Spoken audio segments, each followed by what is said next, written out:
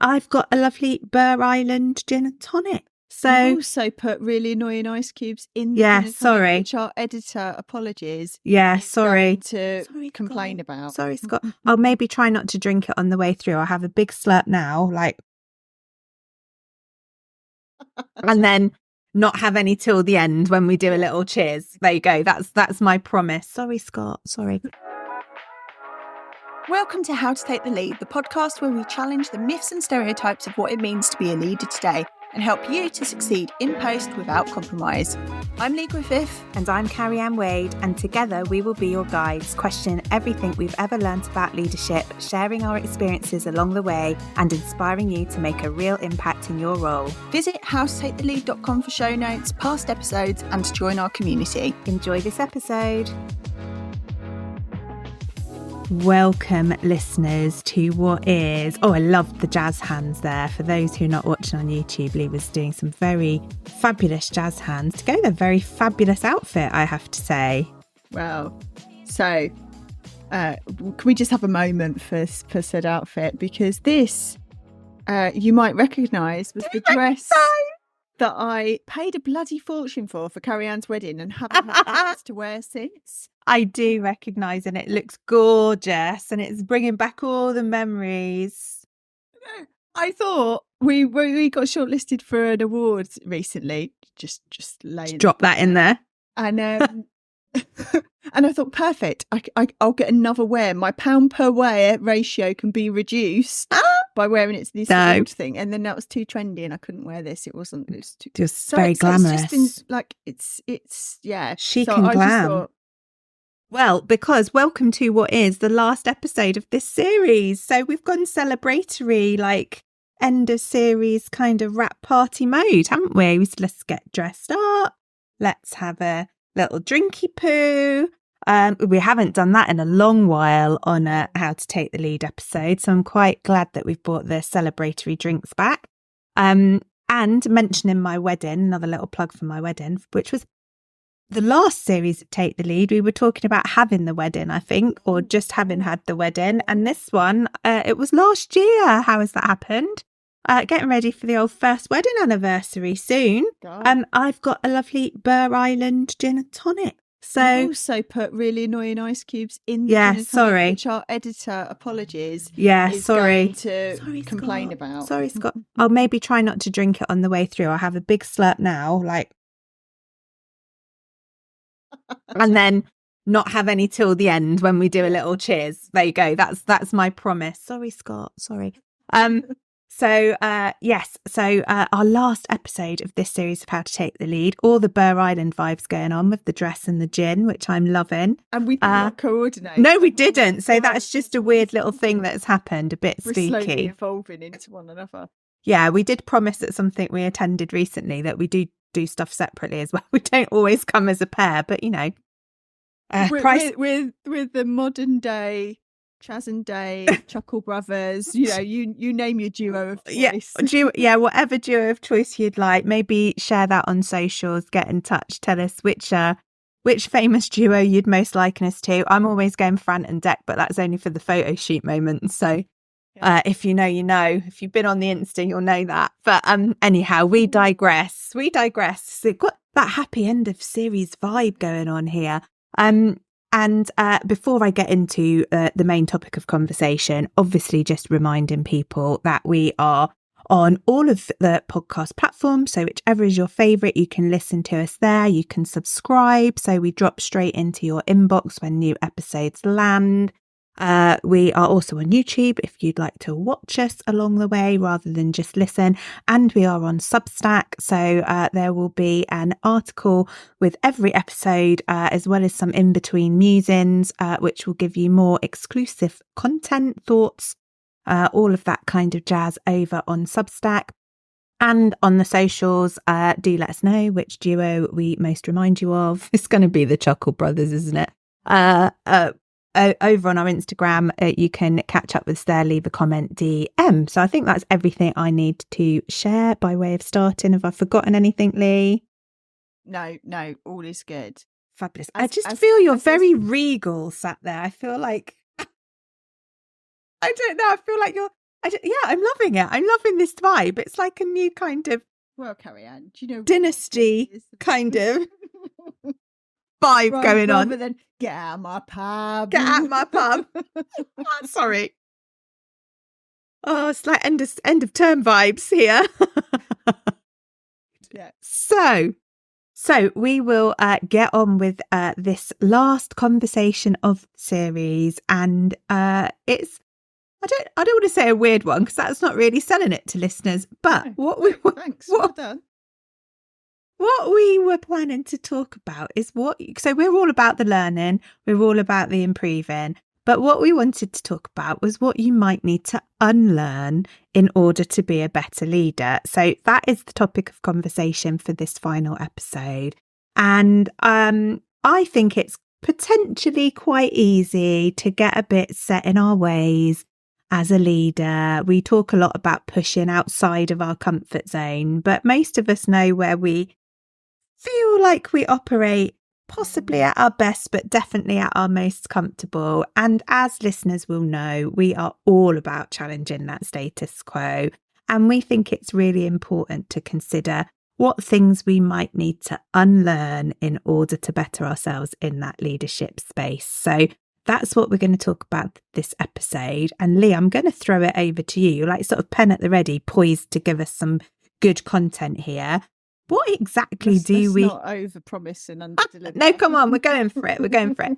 What exactly do we mean by this phrase unlearn? Because I'm hearing it a bit more now in the leadership space, but it does feel like a sort of term that maybe people haven't been used to hearing. So what do we mean by unlearning?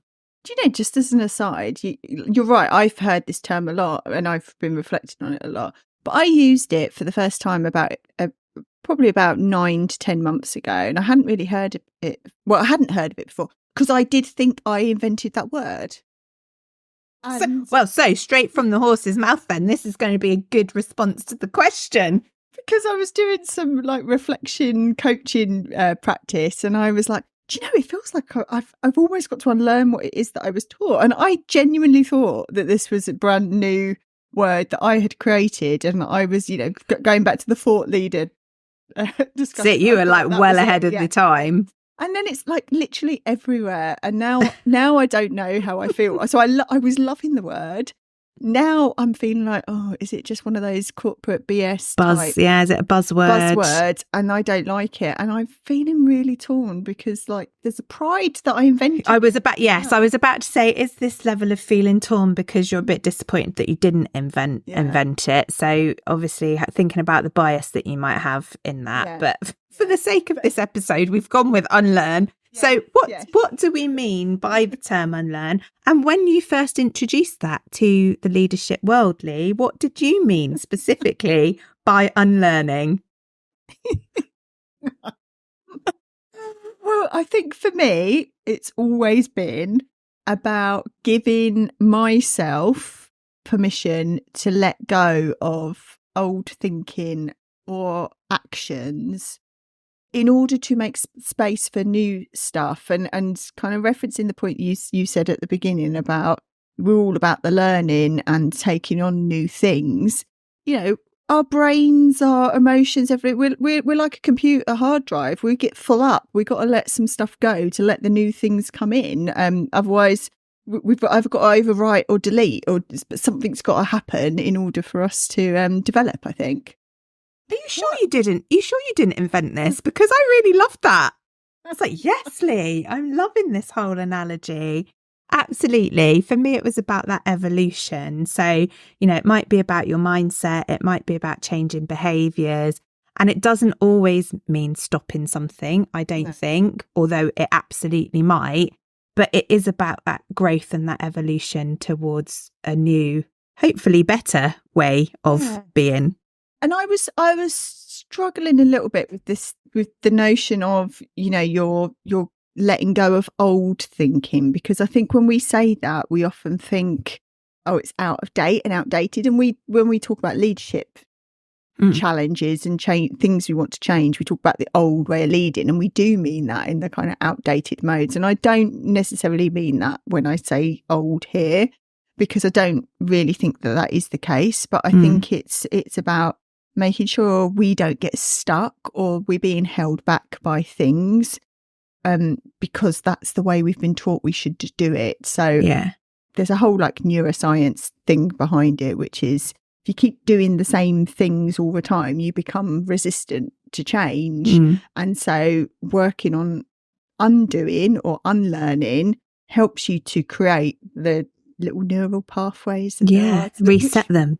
And we get to grow, and it helps us be more innovative and all of that kind of stuff. So, and it's a bit like that. It's the whole habit forming thing, isn't it, with the neuroscience, that actually if you want to give up a bad habit, you almost have to create a new one to take the place and redirect the pathway to stop you from having the gin and tonic with the ice cubes in, or whatever it might be. And the more times you practice it, the more that becomes the kind of more updated way of doing things. So yeah, brilliant. I love that. Thank you, Lee. So we're like the Apple operating system, where we just like variations, just slightly improving every time.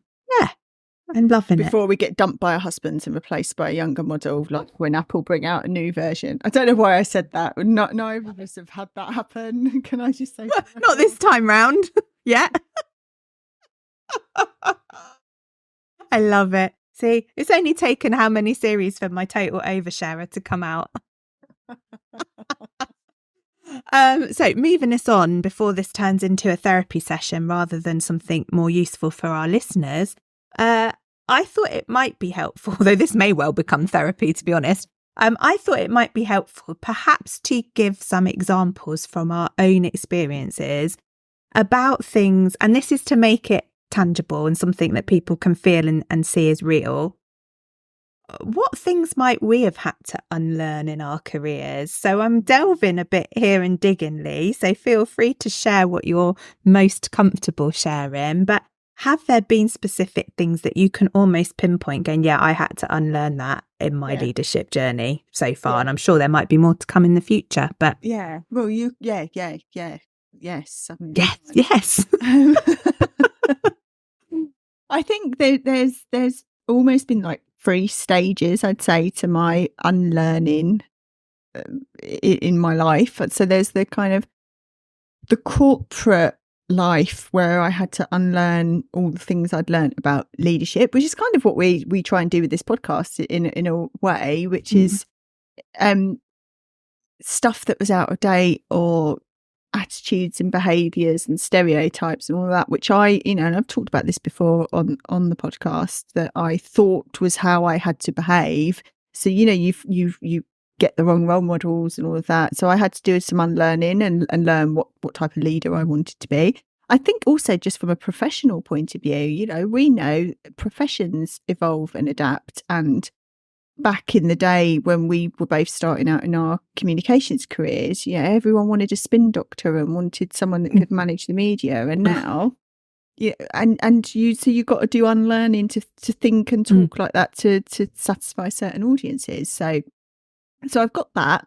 Then I've got my now business life, and I've had to do loads of unlearning in that. I had to unlearn how not to do a 9-to-5 working, like, the corporate conditioning of I get up at 9, work till 5. I mean, you obviously leadership roles, you do a lot longer than that, but I had to unlearn and redefine what that looked like for me. When I did my coach training, you get taught very specific models, you get assessed to deliver coaching in a very particular way. And then actually when you go out into the real world, as you start to implement that and you test it on real clients, you realize that what you get taught can be a bit too rigid and a bit too directive. And so, as I said, when I came up with the epiphany and invented the word unlearning, it was when I was doing some mentor coaching, and my mentor, we were like challenging what it meant to show up as a coach. And I was like, God, I really have to unlearn what I got taught in my training about this particular issue. So there's been those really practical things. And then I think the third area of unlearning is the real deep mindset stuff. So limiting beliefs or views that I've had that have perhaps held me back from growing as a person. So questioning whether I'm good enough, questioning why should I be the one doing this because someone else is more expert, all of those types of things. I've had to unlearn some of those narratives that might be playing. So that was No. Sorry, I was only because I was making notes because so much of what you said resonated with me, particularly around the corporate and the business element of unlearning. And that's you're doing them concurrently. So that I was going to say that's definitely been one for me that as you were talking, I was like, actually, yeah, I can really resonate with that because having to balance having a corporate leadership role and then also running my own business and having a different leadership role in that space has felt quite challenging.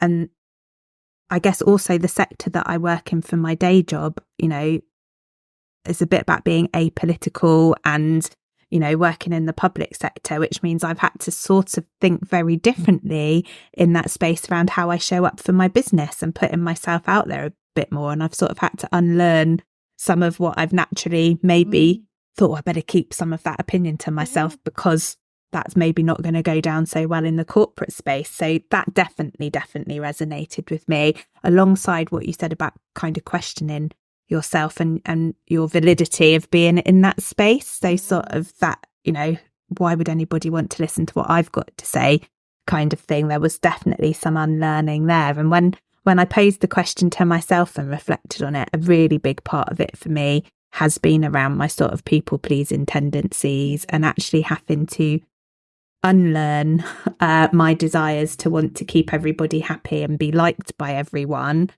as I've progressed through my leadership career, because actually it's not my job to necessarily be liked as a leader. It's my job to lead. And sometimes I have to take decisions that other people are not going to be happy with. And I've got to unlearn my own personal desires around wanting everybody to think I'm a nice person. So yeah, there's definitely been stuff that I've had to unlearn along the way as well. So thank you for sharing. I know sometimes we don't always get quite so direct with the personal questions, but I thought it would be helpful for listeners to hear a bit about our own experiences to maybe help frame some of their own reflections around what they might want to consider around unlearning. Because it's a buzzword, it's perhaps still catching on in certain places, and people might think, well, unlearning, does that mean I've done something wrong? And it's not. We're not coming at this from a point of doing anything wrong. It's about evolution, isn't it? Yeah, and I think that's a lovely segue into what I wanted to touch on next, which is actually how do we know that we might need to unlearn something? Partly because maybe we are, like, this is a buzzword that we've not really heard or talked about before for ourselves, but also because there might be that, like, well, slight resistance to it because you're assuming it's about I've done something badly or I've done something wrong. So how do you think as leaders we kind of get that sense that we need to start unlearning certain things? I think that, so for me, a lot of stuff always goes back to what's the outcome that you're seeking. And the question, I've said this on other episodes, a similar question, which is, what do I need to do differently to make it happen? And in those insights will be the things that you will need to change. And it might be thinking, it might be behaviours, it might be actions, and that might involve some level of unlearning. So I think in recognising that you need to change in some way to make something happen will bring a level of insight and focus on the things that you might want to tackle in terms of unlearning. But it is a work in progress, and like any habit change, it will be gradual, and you might not realise that you have even done unlearning until a new habit is formed. You know, there might be things that you're doing now that actually you are subconsciously unlearning old ways and practices, but you just haven't couched it as that. And then you'll suddenly realise, oh yeah, actually my whole mindset has shifted around this. And then finally, I think there's something around there are other signals that you can be alert to. So, and it is quite similar to what we were talking about in the risk conversation and the disruptive leadership conversation. So being alert to maybe assumptions that we're making and questioning, why do we think like that? Why do we act like that? Reviewing the mistakes that we might have made. So I know we've said it's not about doing something wrong, but sometimes it could be that, and not necessarily wrong, but just perhaps not got the outcome that you had hoped for, and learning from that. It might be from taking risks, and in doing so, you've got to do something different along the way. And it could be seeking views and input from other people that aren't the normal people who are in your circle of influence or your support network, who can perhaps highlight to you where you might need to focus on learning. And we see that particularly in diversity and equity issues, and challenging your own biases around particular things. You need to go into different spaces to understand what you might need to unlearn in terms of what you think. Yeah.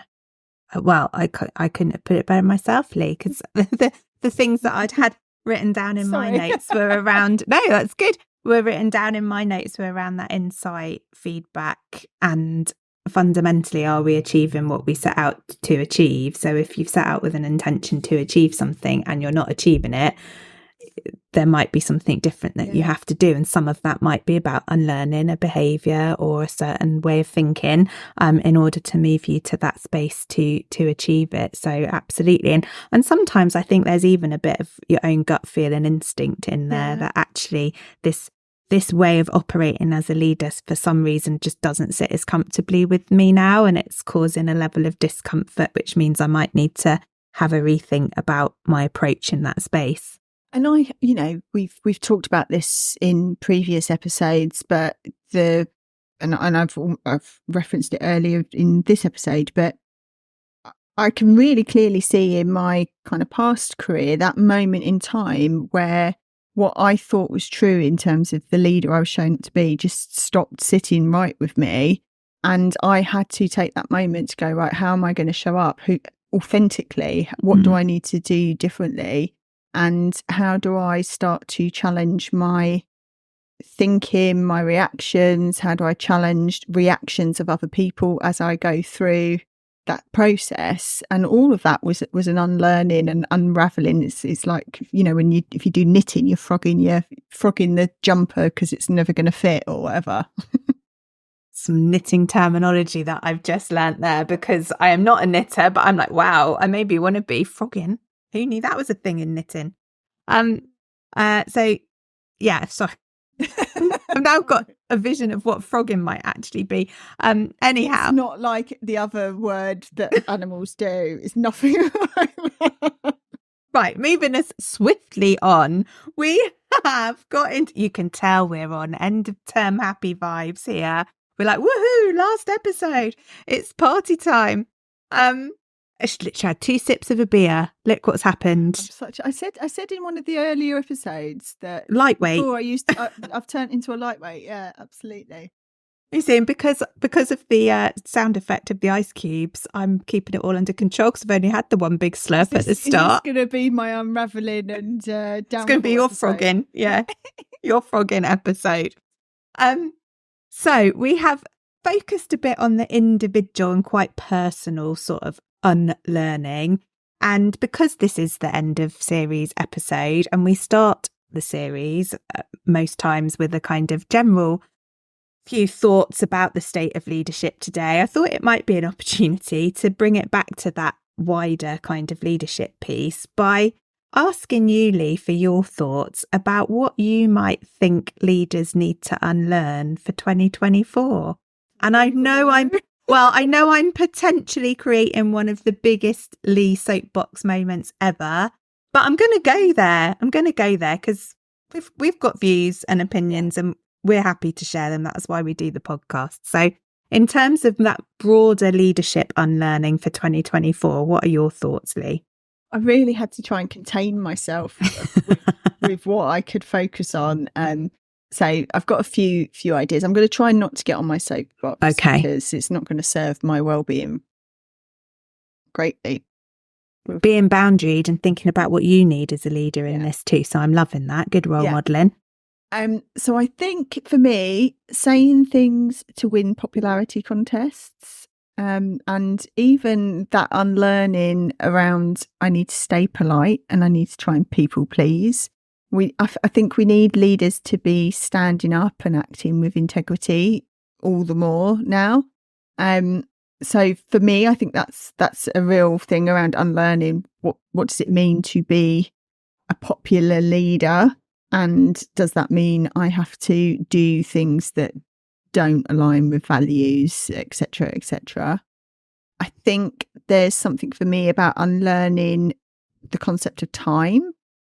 This is a big thing for me this year, like how we view time and manage time. And I'm seeing more and more impatience in people who want everything now and moving on to the next thing really quickly. And I question, like, what for? Like, why? Why are we creating this urgency about stuff when it's going to sit in your inbox for a week before you get to it, and all you're doing is creating stress for your teams?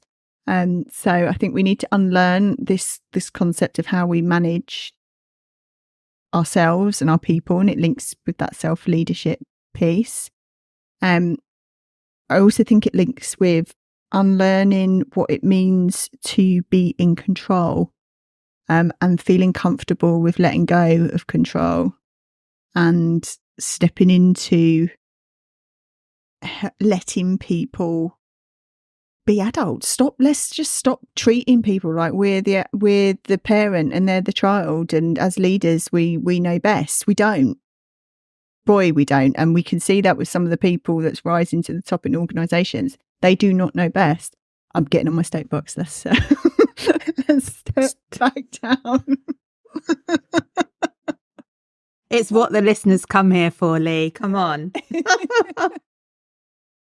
And then I think the other area, I mean, I'm really reining myself in here because I could literally just keep going and going and going. But I think there's something for me about unlearning what is normal in the workplace and in leadership, because I think normal has been thrown up in the air over the last couple of years. And yet all I'm hearing is organisations and leaders who are trying to go back to a time that I don't think necessarily was the greatest. And we know that with how people think and feel about the workplace. We know that with issues of equality and diversity. We know that with gender imbalance. We know that with so many indicators. Why are we harping back to go back to this place? The grass was not greener then. Like, let's get some reality. We need to unlearn what we think normal is. I don't know where I go from here. There's so much in there, Lee. There's so much in there. And again, lots of similarity to things that came into my head when thinking about what leaders need to unlearn. And this parent-child thing and sort of the trust stuff and the going back to what it was like before was definitely high on my agenda, because I think we are really at a point in time where, we've got potential just to be taking so many steps backwards and not actually learning anything. Talking about unlearning, but we're not actually learning from what could make an organisation feel like a great place to work, a great place to get a service or a product from, because we seem to have started to become obsessed with, we want to go back to what it was like before COVID. And I'm just a bit like, but why do we need to do that? Because we've proved people can work and operate in a different way. So what's the purpose in going back?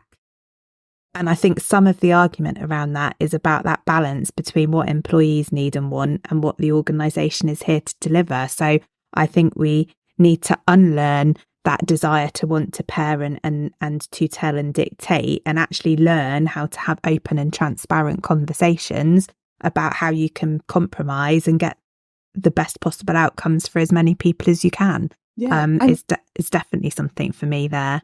And you think, politics, they want to go back. America, there is a real potential that we're going to have like the most awful person going back into the White House. That's a real and, present danger. That's a film as well, isn't it? Film Present Danger, I don't know. Another niche reference. If anybody from the last episode still got their bingo card out.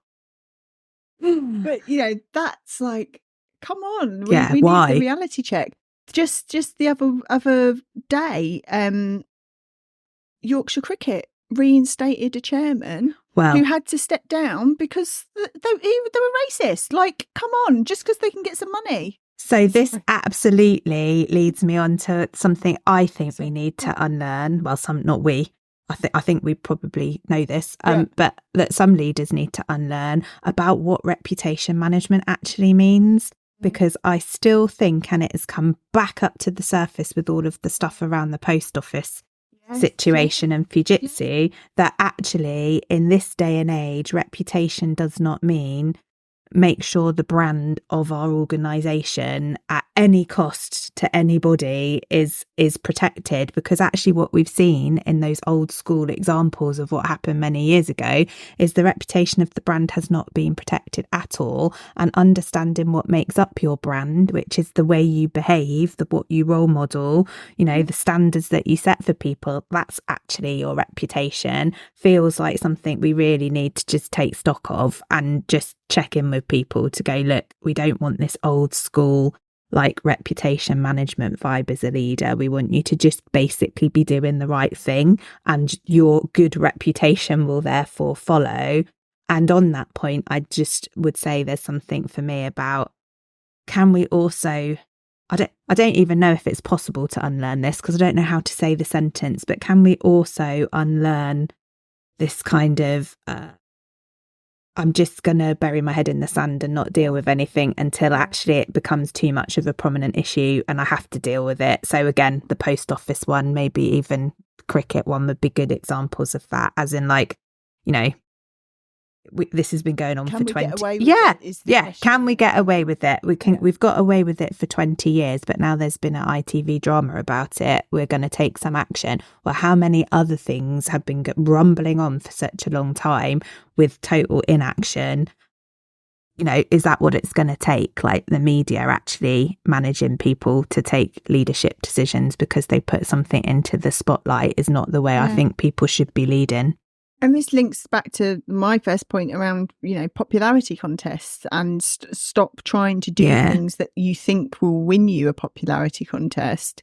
That is something that's got to be unlearned. So it's kind of like a full circle, isn't it? It is a full circle, and we'll stop the circle there because I feel like we could go on forever with that, and take up and another thing and take up the whole episode. But I did want to just throw that in there because we usually start a series with a sort of lowdown of what's happened in between. And I feel like we could end this series with what do we need to unlearn so that we can all be better leaders for 2024? Because we're still early-ish in the year. So we've got opportunity to make change and do things differently. So thank you for indulging me with that question, Lee. And I think you did really well in not getting into full soapbox mode for that one. So my ring was tell me that I'm too stressed and I have to have a lie down. So I'm like, do people? that's anyway. Yeah, I've got one of these wearable technology things that I won't mention the brand, but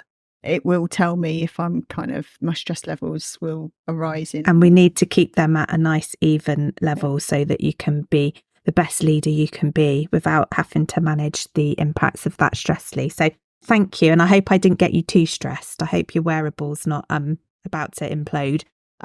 So I'm conscious of time. I'm conscious that I've got a gin that needs drinking with ice cubes melting in it. So I am going to try to wrap us up in terms of this conversation. And we are all about the action here. So I wanted to know, what advice and what action do you think that a leader listening to this could take around unlearning? I think it's about recognizing that it's a work in progress. Absolutely starts with your self-awareness and an openness to change, reframe, challenge, whatever it is that you thought you knew. And I think that's your premise. That's the mindset stuff you need to do. What it is you choose to unlearn and when you choose to do it is a whole other kind of question. But let's get the self-awareness piece sorted first. I love that. And I think for me, part of that self-awareness is just asking yourself the question, am I achieving what I set out to achieve? And using that as a measure of maybe then where you might want to focus some of your time and energy. And if I was going to give a plug to another episode in this series, if you haven't listened to it already, I think going back to the episode around self-leadership might also help get you into the right headspace, because part of that was around that there was lots of selves in the self-leadership piece, but part of that was around that awareness and insight. So in terms of your own development, I would suggest that might also be another good listen for you if you haven't heard that episode already. So that's the end. That's the end, folks, of this series. I'm not saying that's the end, full stop. So this is very polite of you. It's back to your regal manner. You did raise your hand in a very regal way to go to your beautiful dress then, Lee. What's your highlight of the series? Oh, my highlight of the series. Well, apart from all the laughs, which obviously is which I love, because we are talking about really serious topics here when we're talking about leadership, and we are committed to wanting to support other people to make some sort of change, no matter how small, to challenge some of that leadership BS. But what I do love, and what I've loved, is that we have managed to have some laughs along the way, which I hope demonstrates some level of authenticity and what our relationship is like with each other. So I'll thank you for the laughs along the way. It's not because I've just said it, but actually for me personally, the self-leadership episode has really been one that I have reflected on a lot since we recorded it, and thought about a lot in terms of actions that I want to take over the coming months to help me with my development, but also getting some balance and really thinking about my next steps in terms of how I want to show up as a leader. And a lot of that has been about the self-care piece, because I have spent some time neglecting the things that mean I'm possibly not bringing my best self always into the leadership space. And it's easy to think, because they're things to do with home and health and getting a balance somewhere else, that actually you should neglect it to be totally focused on the work and the business stuff. So for me, that probably has been my highlight for a totally selfish reason, because it's helped me to reflect and rethink around, my own approach to things. So good question. Right back at you. Well, I threw the question at you thoroughly unprepared of what my answer would be, and then realised as you were talking that you would do this. Yeah, I would. Of course I would. And I can barely remember what I was doing yesterday, far less what we've covered in this series. But I actually agree with you. I think 2024, the focus on self-leadership is a really important one. I think as we've come out of, not even come out of, we are in really challenging times still in many, many ways. And I think the pandemic gave an opportunity for people to think about what they wanted in life and careers and work and everything. And then we've started to slip back into what is normal. And I think this year is the opportunity to really start to try and harmonise what I thought and hoped then. And let's not lose track of that in the noise that's being created around us with it all. And personally, again, just that focus on, I can't show up and serve anyone to my best if I'm not showing up and serving myself first. And that isn't a selfish thing to think or feel or do. Well, cheers to that, Lee. There could not possibly have been a better ending to the series. So I hope if that's the only thing that listeners take away, please do take that away and consider that as you make progress in your leadership journeys, careers, whatever. I want to thank everybody who's listened to this series of How to Take the Lead. It's been a pleasure, as always, having these conversations and challenging some of my own thinking along the way. So the biggest thank you has to go to you, Lee, for continuing with our How to Take the Lead collaboration. So thank you. And also, I on like, not to extend this conversation, because I feel like, we've got you did the good ending, and then we're like, pulling away from it. To play, but boo, get her off. in the whole self-leadership piece, one really important step that we've taken this year with the podcast is to get external support. And it's been an opportunity for us to free up and change how we use our time when it comes to the podcast, so that we can focus on supporting people in a different way. So I think that's a good leadership proactive action. So thank you to our editor and people who've supported us. Absolutely. That is definitely an important thank you, because it has made the world of difference to how we are spending our time and self-leading. So huge thank you. So now we can do the cheers, give ourselves a pat on the back, and most importantly, say thank you to the listeners who've stuck with us, and also to those who might be new and have only just found us. We hope to bring more great content your way over the rest of the year in whatever shape or form that might take. So thank you, everyone. I hope you enjoyed the series, and we'll see you next time. Bye. Thanks for listening. Don't forget to hit follow to make sure you get the next episode. And if today's discussion resonated, please leave a review on Apple Podcasts. We also have our Substack community where you can get behind the scenes info, ask us anything sessions, and build your network with like-minded leaders. Visit howtotakethelead.substack.com to find out more. And if you want to work with us to challenge and change leadership in your organisation, get in touch by dropping us an email, howtotakethelead@gmail.com, or DM us on the socials. Until next week, Get out there and take the lead.